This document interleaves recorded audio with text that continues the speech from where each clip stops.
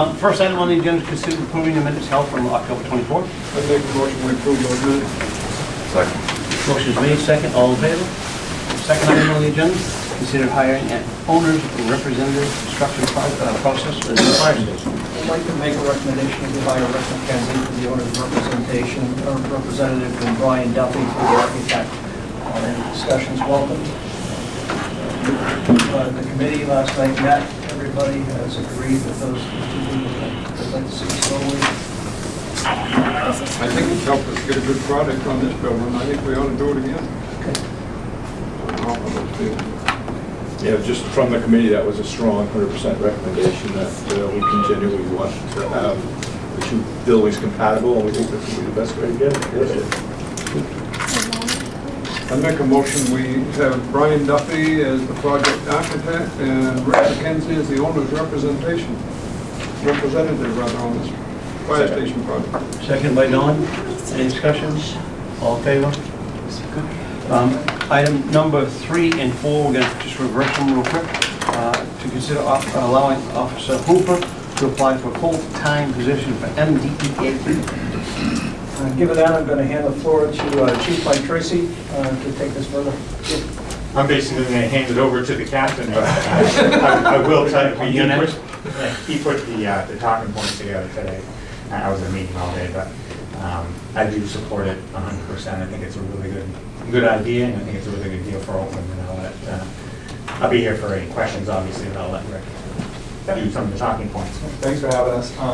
Before I get into that, this is Jake Pearson. We hadn't had a chance because we hadn't seen you since we introduced the last group of new officers. And Jake is our newest officer. He comes to us from KSO, where he was a patrol sergeant. You have 9 years of full-time experience, lots of specialties, very experienced, and we were lucky to get him, frankly. So he likes overnights, and that works out really good for us. Yeah, it's a bonus. Yeah, Jake's here. We're lucky to have him. Thanks. We're here to consider sending Kelly to MDEA. Feel free to ask me questions anytime. It's 100% benefits, salary, reimbursement. Thank you. Absolutely no cost to the town. So, as you guys know, the drug problem in this country and in the state and in the town of Oakland is the biggest problem facing law enforcement. And it's important to fight it as a task force because the people selling drugs in our community, 9 times out of 10 don't live in our community. They move around. Local towns can't fight it on their own. We have to work at a task force level. Kelly's been there before, and I'm going to have her tell you a little bit about what a full-time agent does opposed to a resident agent, which I am, and I'll talk about that after. I'll just give you a little bit of background. So I spent 6 years in the drug unit. I started as a resident agent and detective and then went full-time, which I was sponsored through my department where I was in Skowhegan. The big thing for the multi-jurisdictional for main drug, I'm just going to give you, I'm going to try to talk slow about it, but all the drugs that are in the town that are being used or being dealt in the town, a lot of times are coming from out of state. And what they do is a lot of the out-of-state, not all of them, but a lot of the dealers are coming here, they're setting up houses. So let's say there's a trap house in Oakland, there's a trap house in Skowhegan, there's a trap house in Waterville. They set up homes, they end up living with some of the people that don't have a whole lot because they're users, so the dealers are supplying the users. And you can't get to all these houses. So the agent that is full-time can actually work those cases from the ground level. So back in 2016, before I left the unit, I got a call from Gardner PD. The call was basically an individual that had been stopped. They had a little bit of paraphernalia. They had crack pipe and usable, not really usable amount, but a little bit of heroin. This individual I was familiar with, so the agency reached out for the full-time agent. Happened to be me that answered the phone. Kelly, do you know this person? He wants to talk. I said, oh my God, I do. And I also knew from being in the unit for so long that this particular house that was the largest trap house, I knew what was going on. So I went and interviewed them, which in turn multi-jurisdictional. Oakland was involved, Skowhegan, me as the agent, Fairfield was involved, Waterville was involved, of course, the main drug agents, and it took a little bit of time, but we ended up executing a search warrant in Fairfield. All the drugs that we seized was $250,000 worth of heroin and crack. All those drugs had just got dropped at that house. We seized them, but they were being distributed in all these areas. So the task force reaches out to all the different areas. Obviously, if there's a large trap house here, that's going to be a main focus, but it's going to reach out everywhere. So I guess where I'm going with it is to be able to be a part of the task force as a full-time agent. It's only going to benefit this community and the other communities because it's not just localized in one spot, it's everywhere. So, obviously your question is how does it help the Oakland Police Department and the town of Oakland? Kelly would still be able to come back and work details. Kelly would still be able to come back and fill overtime shifts.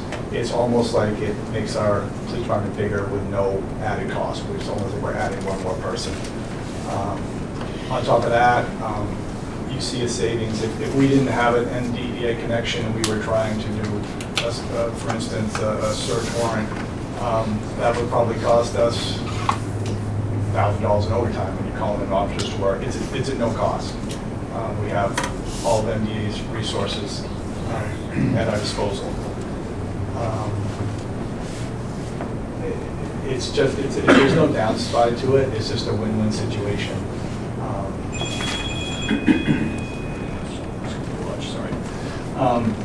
It'll make us a stronger department. It'll make the town of Oakland safer and overall our community safer. But we're here to answer any questions you have. So she covers whatever shift? Who's covering that shift when she's going? She doesn't go until we hire a new person. She would have to hire another person. We would have to hire another person.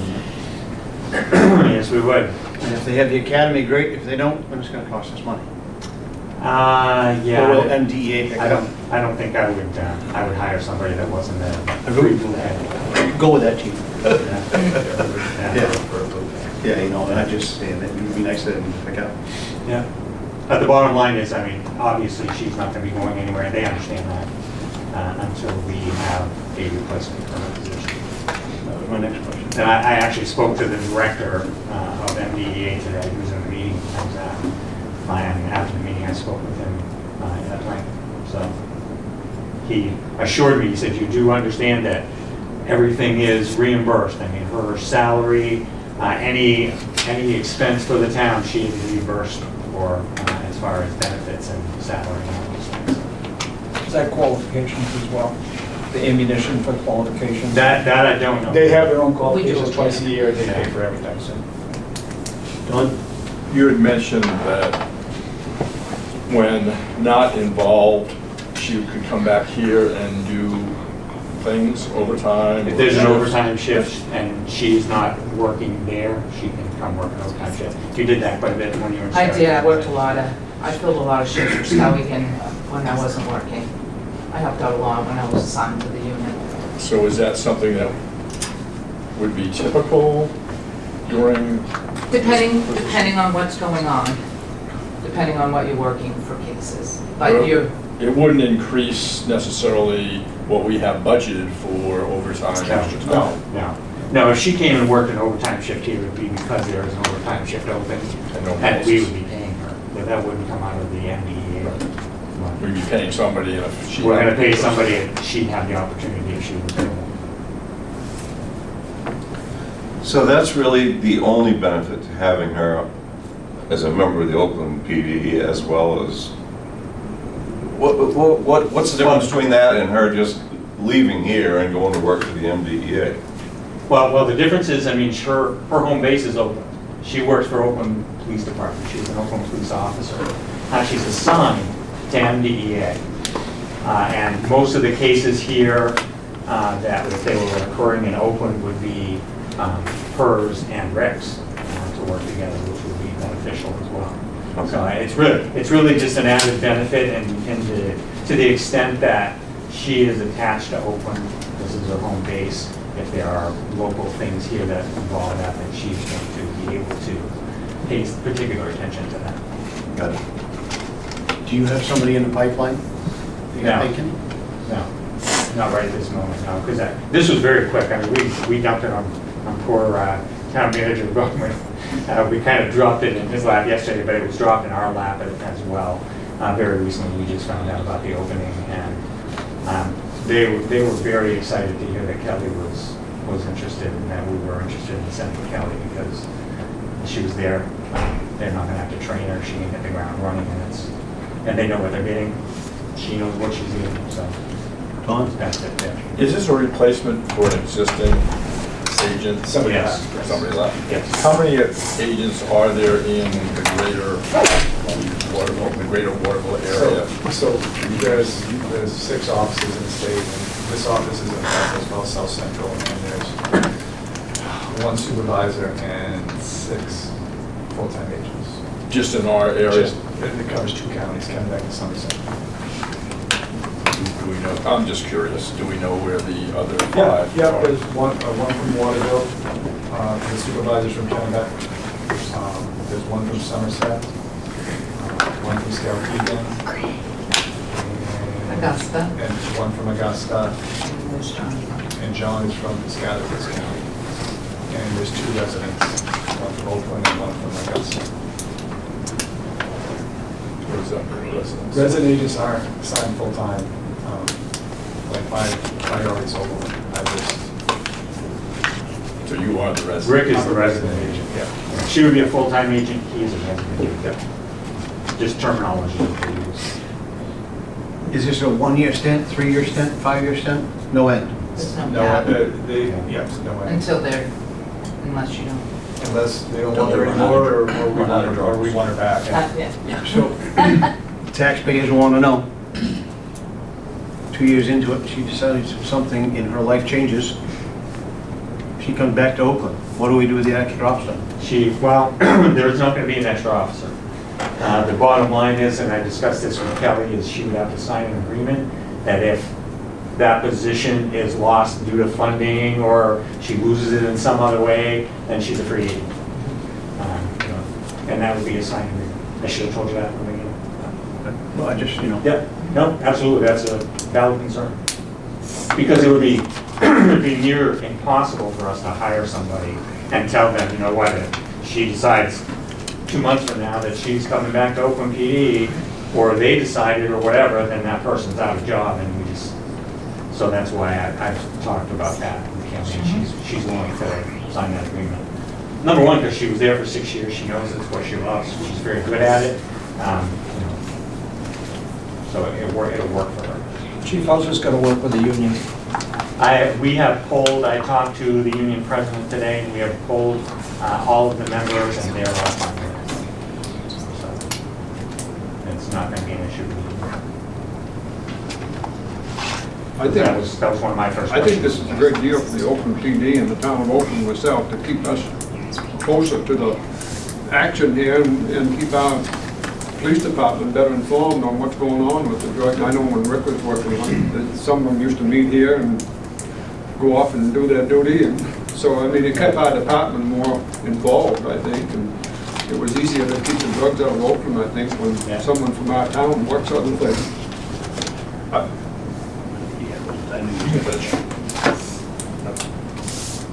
I'll make it. Are you done?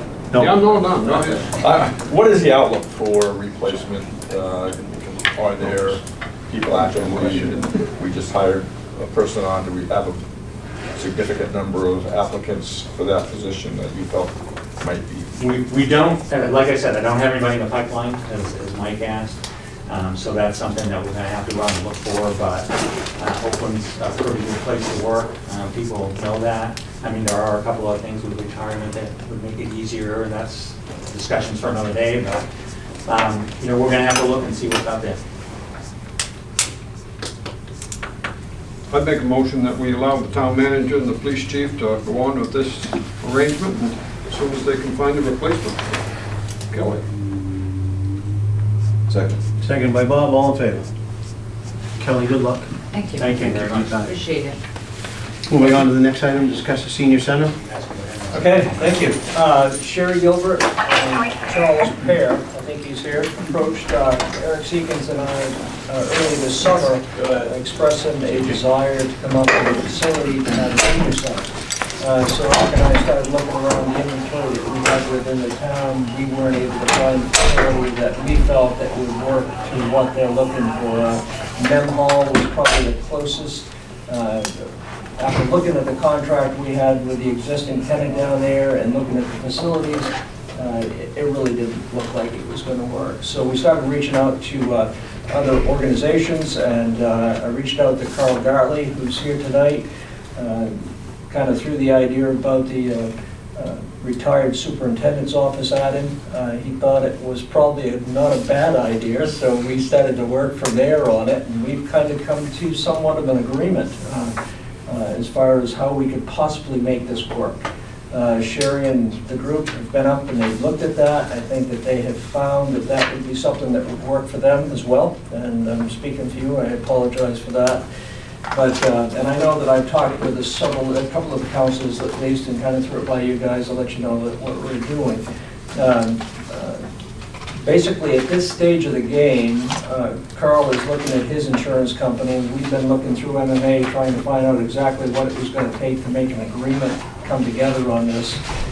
Carl and I were talking about a memorandum of understanding, much like the one that we currently have with RSU 18. We've got a great working relationship with them, probably better than most communities have with their school department.